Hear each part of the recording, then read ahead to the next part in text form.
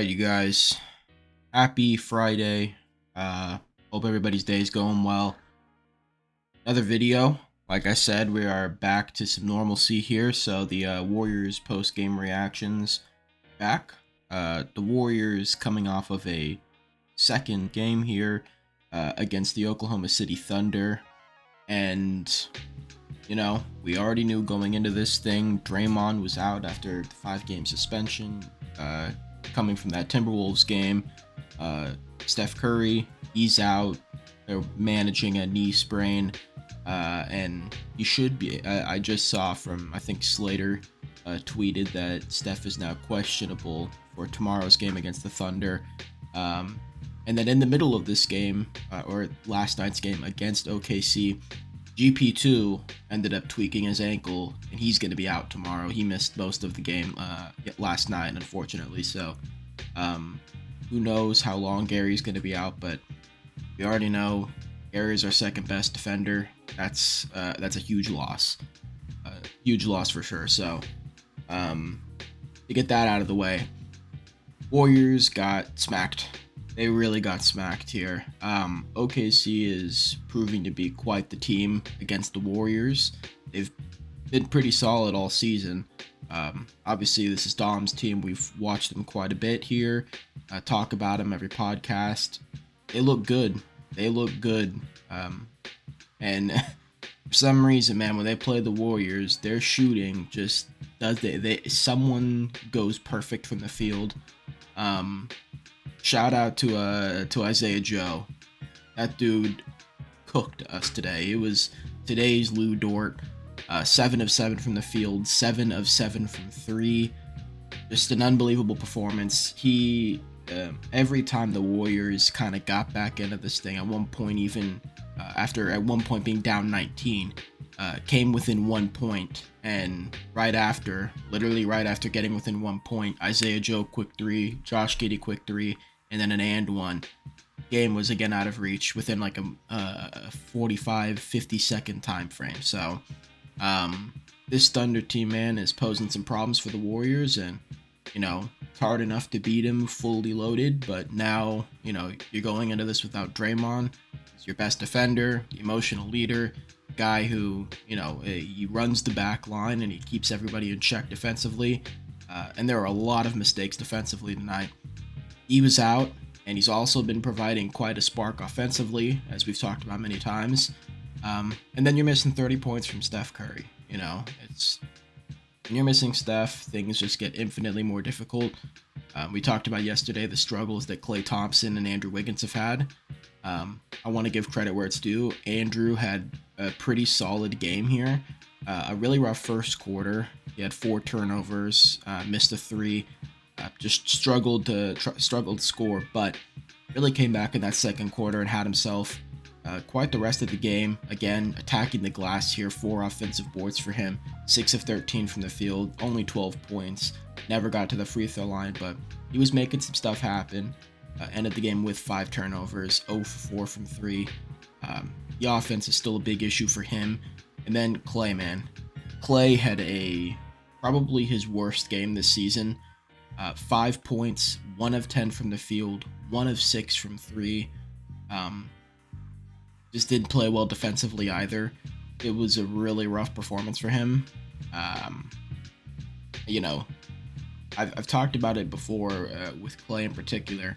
When he gets the ball, the team just stops moving and they leave him on an island, and it's not fair to Klay, who just doesn't have the ability to create for himself anymore, like he once did. And a team like the Thunder, full of young, athletic, versatile, hybrid guards / wings, they're not going to struggle guarding Klay. They're just not. It's an easy matchup for them, and we saw it today. When you're not giving him any outlets, any help, you're not cutting when he's trying to make his move. You're not rotating around the line. You're hurting Klay. You're hurting everything, and there was a stretch in that second quarter here where I don't know what the thing was. They were trying to get him rolling, but either Steve or whoever just drew up like 5 or 6 consecutive plays for Klay Thompson, and they all just went nowhere. It's at this point, we talked about it on the podcast. You need that secondary big scorer like a DeMar DeRozan or just someone who can actually get a shot so that Clay does not have to be the primary scorer. Clay is an off-ball player. He can do things on ball, but when in situations like this, when the team's best point of attack defender is going against Clay and nobody's moving around Clay, it makes it impossible for him at this point. He's just not going to be able to do much. And so, he really struggled, and because of that, because of Wiggins still, he was 6 of 13. He did have a better game than he's had in the past, at least. They still really struggled, Moses played very well. He had a good offensive game. They needed that from him. Kevon Looney answered the bell. He was getting it offensively, getting into chest and making things happen. Chris Paul hit 4 threes. Dario had another solid game. Kuminga, put up 21 points and had a great game. First time this entire season I've seen Kuminga really be assertive, confident, and decisive. Getting into the post, getting to the rim, finishing over top people, finishing with confidence around the rim, making tough layups. That's the kind of Jonathan Kuminga we need. And he started today, mind you, because Draymond's out. So did Dario. Kevon Looney came off the bench. Overall, this wasn't a bad performance whatsoever. Also, shout out Guy Santos. Guy Santos made his NBA debut today, also scored his first NBA points, and racked up 3 rebounds and an assist, all in the span of 4 minutes. So, good for him. Awesome to see Guy kind of get a tiny bit of run there, and we'll see what transpires moving forward with his role, especially with Gary out, because now you've got 4 more games without Draymond, potentially 2 games without Steph. At least, might play tonight. He might play tonight. Who knows? So Guy might get some more run here. But Moses earned it, and JK is playing well. Corey Joseph also got some run time, and even though he was really struggling shooting, 1 of 7 from the field, 1 of 6 from 3, he was aggressive. He was making stuff happen as a playmaker on the glass, defensively. I'm not mad with Corey Joseph. Corey's actually played some pretty solid minutes here for the Warriors this season when he's had to. But again, it's one of those games where,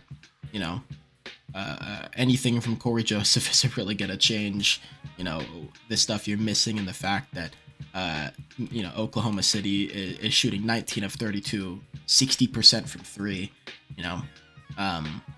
Podziemski, again, another great game, 25 minutes, 13 points, 8 boards, 3 assists, 4 of 7 from the field, 3 of 4 from 3, 2 of 2 from the line, only 1 turnover. Like, Podziemski has answered the bell every single time he's been out there, plays solid defense, tries to draw charges, tries to make things happen. I think the one thing that I like about Podziemski is also the one thing that I hope guys on the team are telling him to do and not to do is, this is a time where passive Brandon Podziemski, system fit Brandon Podziemski needs to go out the window, and aggressive score first Podziemski needs to come in, because this team just needs offense wherever they can get it right now. It's not something, they're not in a position where you can have this whole motion offense where everybody's unselfish. You need guys to step up and be the scorers, because it ain't going to be Clay. It's really not going to be Wiggins, which means everyone else needs to take some initiative and try to get it offensively. And, Podziemski really did that against the Wolves, and he did some more of that tonight, but I would like to see more aggressiveness from him, and I hope everybody's breathing that confidence into him, because Podziemski's already showing to be quite the offensive weapon, just everywhere on the floor, because he's got such a high IQ.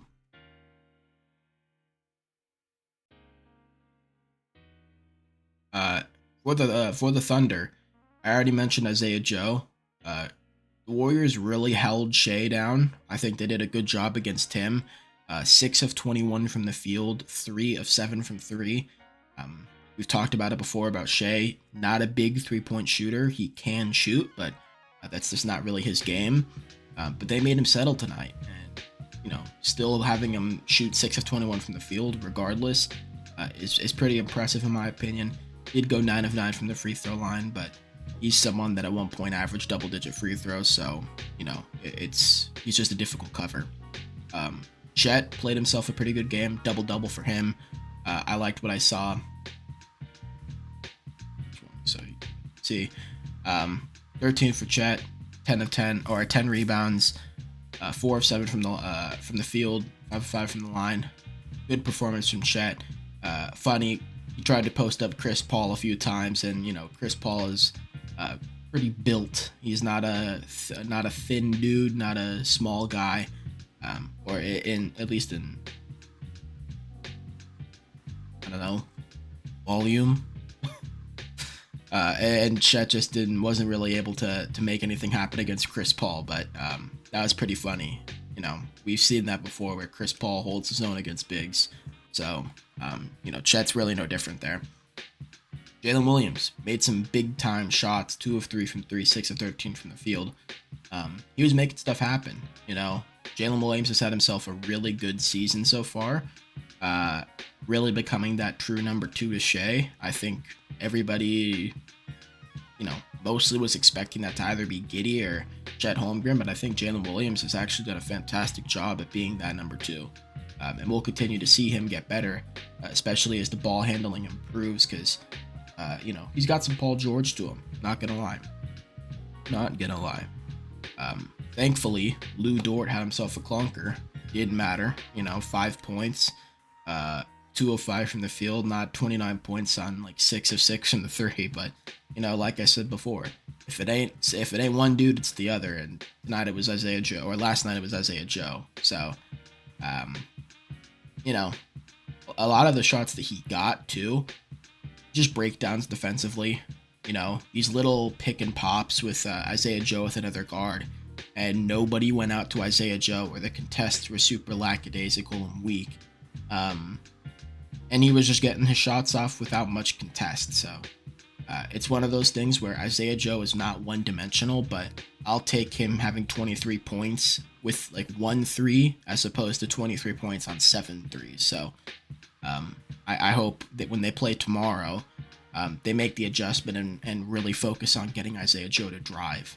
So, but again, it's one of those things where it's like, okay, you're going to make the hard contest, and I would prefer that, but somebody else is going to get open because of it. And the way the Thunder have shot against the Warriors in these first 2 games, it's not looking like it's going to mean much. I think they're still going to end up making the shots. So ultimately, as we've been saying for this homestand for the Warriors, this is what, their 5th straight loss. They gotta start scoring. You're not gonna win games shooting 40% from the field, 34% from 3. 16 turnovers, 7 of which came in the first quarter. You're just not gonna win. It's very difficult to win in this league when not getting good looks, you're not making your open looks, and then you're just giving the opponent more shots. So, it was a rough night. Wasn't much. Isn't really much more to talk about than that. Just, if you're the Warriors, I don't know what more you could do, because you're getting open looks. You're just not making them. And we, many times we sit here and talk about, law of averages and Chris Paul starting to shoot better, and because Chris Paul has never really been a bad 3-point shooter.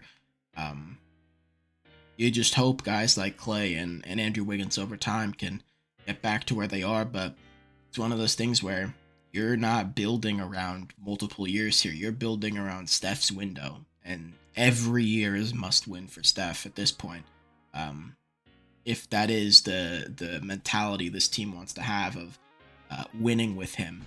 So, if that is the case, and like I said in the podcast, if you go into, mid-December and those two still just can't figure it out, you need to make a move. You need to make a move, and you need to give Steph an opportunity to make something happen, because it's the same thing with the Lakers. You can't expect LeBron to do everything. He's too old. He could do a lot. He's still, still an impressive LeBron James as always, but it's just not. It's not fair, nor is it, something you should expect a 38-year-old guy to go do. Carry the team to the promised land, and that's the same with Steph. You can only do it for so long before his body gives out. So either those two need to come along for the ride, or Mike Dunleavy needs to get on the phone and make some stuff happen. Yeah, that's gonna wrap it up. I didn't say the final score, but it was rough. 128-109 for the Thunder. What are you gonna do? But the baseball series, so they play the Thunder again tomorrow. Not an in-season tournament game, or tomorrow it is an in-season tournament game. Not. And it wasn't an in-season tournament game yesterday. I'm sorry. But yeah, they play the Thunder again tomorrow. Potentially Steph Curry is going to play. It's questionable. Gary's going to be out. We already know Draymond's out. So once again, another night where your two best defenders are out. You hope if Steph plays that there's an offensive surge to be had. But I don't know. I don't know what the way the supporting cast is played. So other than that, I will see you guys tomorrow. Hope you liked the video. Leave a like, comment, and subscribe. The podcast will be back at some point this week or this upcoming week. And we'll have another recap reaction done after the game tomorrow. I don't know what time it is. If it's an afternoon game, then yeah, tomorrow. If not, it'll be Sunday. So yeah, man. Hope you have a good rest of your Friday. Have a good weekend. Enjoy the basketball games, the football games, and yeah, I will see you guys soon. Thank you and peace.